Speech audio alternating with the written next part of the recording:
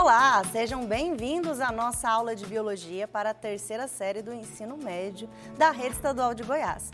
Lembrando que esse é o projeto Seduc em Ação, que terá programas diários com aulas para o ensino médio.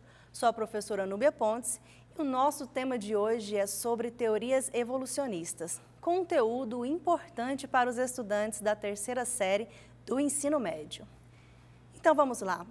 Relembrando que estamos atendendo ao eixo temático Evolução e Ecologia dos Seres Vivos e a habilidade relacionada a este conteúdo é reconhecer a evolução biológica como processo de modificação e adaptação das espécies ao longo do tempo.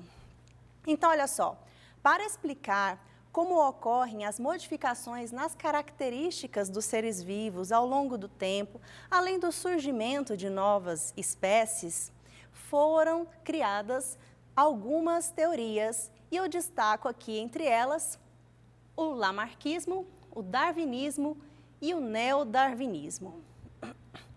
Vou falar um pouquinho de cada, começando pelo lamarckismo. Esse nome vem do nome do cientista, que foi o biólogo francês Jean-Baptiste Lamarck, que foi um dos primeiros defensores do transformismo das espécies. Ou seja, ele já considerava que os seres vivos sofriam modificações ao longo do tempo. E em 1809, ele publicou uma obra chamada Philosophie zoologique, onde ele propõe uma hipótese para tentar explicar, então, e como ocorre esse mecanismo de transformação das espécies. E o lamarckismo vai se basear em dois pontos principais.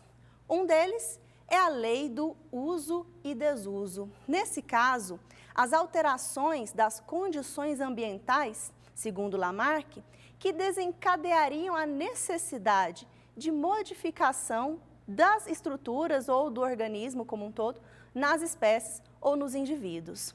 Por exemplo, o indivíduo, ao utilizar mais um determinado órgão ou estrutura, teria esse órgão ou estrutura mais desenvolvido, uma hipertrofia. Ao contrário, se não utilizasse, esse órgão poderia ficar atrofiado, ok?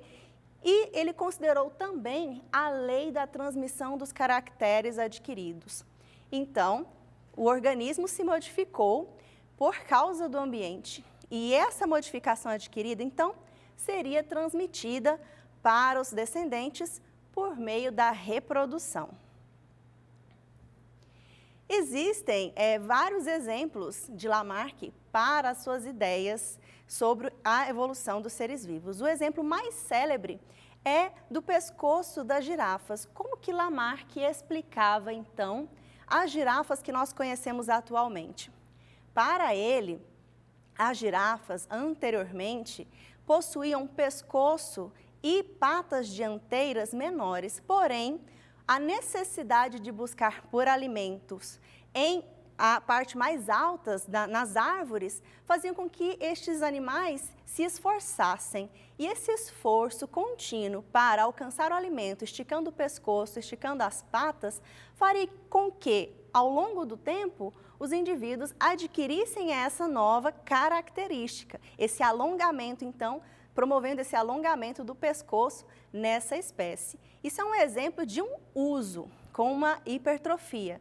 Um outro exemplo de, no caso, atrofia, seria o caso dos olhos vestigiais nas topeiras. São olhos não funcionais, porque as topeiras, de acordo com Lamarck, como não utilizavam os olhos, porque cavam buracos e ali não tem luz, não enxergam nada, por não utilizar esses olhos, então, com o tempo passaram a não funcionar mais. Então, resumidamente, dessa forma, para Lamarck, é o meio ambiente que atua como um fator que vai exigir, então, essas modificações nos seres vivos, para que eles possam se tornar mais adaptados às circunstâncias existentes, onde eles se encontram.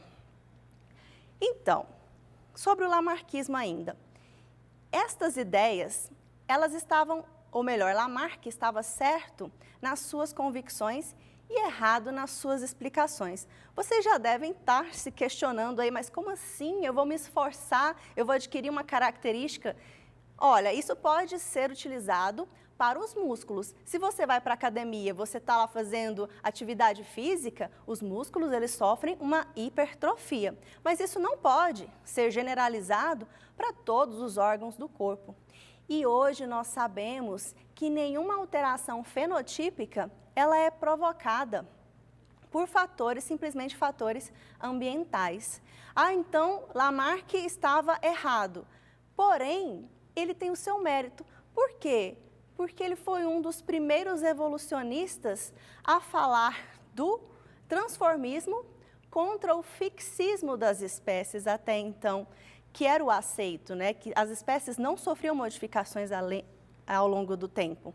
E que esse fenômeno seria importante para o processo de evolução dos seres vivos. Coloquei aqui uma imagem para exemplificar, vocês sabem que se Lamarck tivesse realmente certo em todas as suas convicções, se a gente cortasse a cauda de uma cobaia e colocasse ela para reproduzir, o que provavelmente aconteceria nas próximas gerações? Os filhotes já nascerem sem a cauda, mas não é o que a gente vê acontecendo por aí. Então, entra em cena um outro naturalista, um outro cientista, um tempo depois, chamado Charles Darwin. Em 1859, ele publicou também uma obra chamada de Origem das Espécies, onde ele expôs as suas ideias evolucionistas, que vão ficar conhecidas então como darwinismo. E ele também se baseia em alguns pontos, dá uma olhadinha. Para Darwin, existem diferenças individuais, ou seja, os organismos de uma mesma espécie não são todos idênticos. Ele leva em consideração também que o crescimento populacional acontece em progressão geométrica e o crescimento das reservas alimentares em progressão aritmética. Essa é uma ideia que ele trouxe de Thomas Malthus, um economista britânico.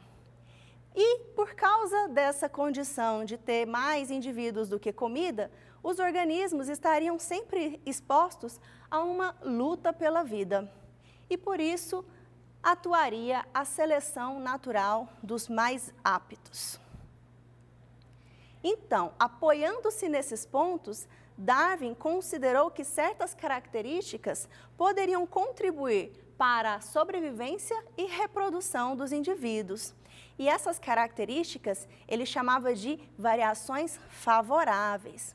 E aqueles que não tinham essas variações, ou seja, que tinham variações desfavoráveis, o que poderia acontecer com eles? Infelizmente, a extinção. E com base nessas diferenças individuais, ele elaborou o conceito de seleção natural, onde a espécie mais adaptada ao ambiente que consegue, então, se reproduzir e deixar mais descendentes. Aquele exemplo do pescoço das girafas já explicado por Lamarck. Como que Darwin explicaria essa situação, esse fato?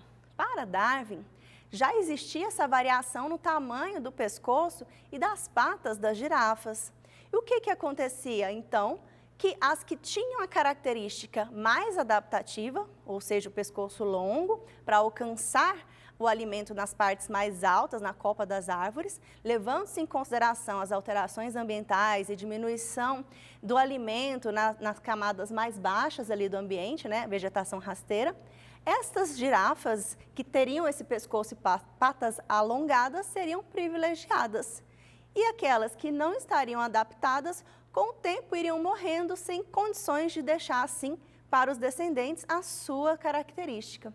Resumindo então, a seleção natural, privilegiando os indivíduos de pescoço mais comprido, durante milhares de gerações, é responsável pelo pescoço longo das girafas atuais. Isso de acordo com Charles Darwin. Daí a gente já pode perceber que existem diferenças entre o lamarckismo e o darwinismo. Para Lamarck, então, é o meio que é o causador das variações. Já para Charles Darwin, o meio apenas seleciona as variações já existentes.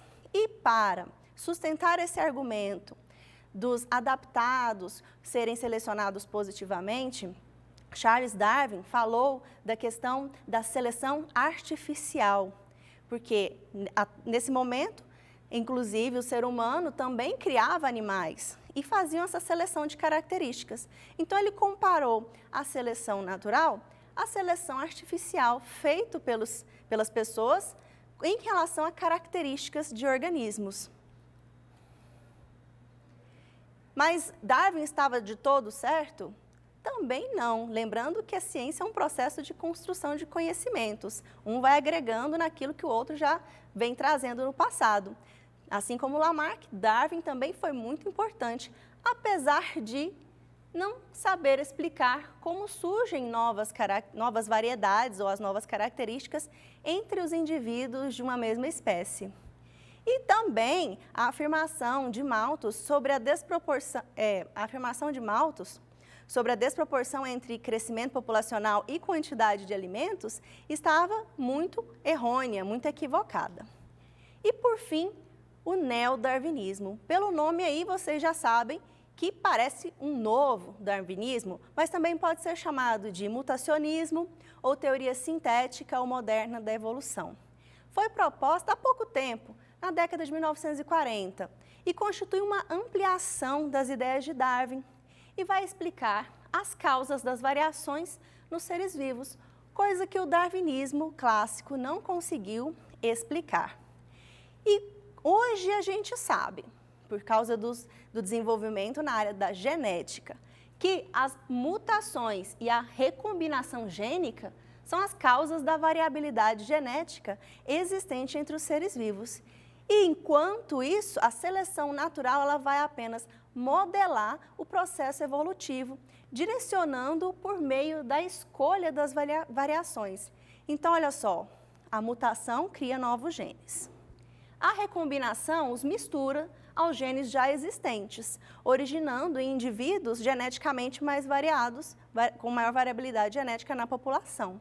E, por fim, a seleção natural vai favorecer aos portadores desses conjuntos gênicos adaptativos. E quem está adaptado sobrevive, quem sobrevive se reproduz e a característica, sim, é transmitida ao longo das gerações. Para fechar, aplicando todos esses conhecimentos, eu vou mostrar aqui uma questão do Enem de 2018. Acompanha comigo. Podemos esperar que, evoluindo de ancestrais que disputavam os mesmos recursos, as espécies tenham desenvolvido características que asseguram menor ou nenhuma competição com membros de outras espécies. Espécies em coexistência com um potencial aparente para competir exibirão diferenças em comportamento, fisiologia ou morfologia. Então, qual fenômeno evolutivo explica a manutenção das diferenças ecológicas e biológicas citadas? Você já deve ter visto aí nas alternativas uma palavrinha que eu falei demais aqui nessa aula, certo? Levando em consideração que os indivíduos aí dessa comunidade, dessas populações, aqueles que têm um comportamento que não se sobrepõe ao outro, ou seja, eles não têm competição interespecífica, eles são os mais adaptados. Logo, essa característica será transmitida para os seus descendentes, ok? Então, qual é a resposta correta? Isso mesmo, seleção natural. Pessoal, por hoje é só. Até a próxima e muito obrigada. Fiquem ligados e amanhã teremos aula para os estudantes da primeira série do ensino médio. Aula de História e Biologia. Um forte abraço e até a próxima!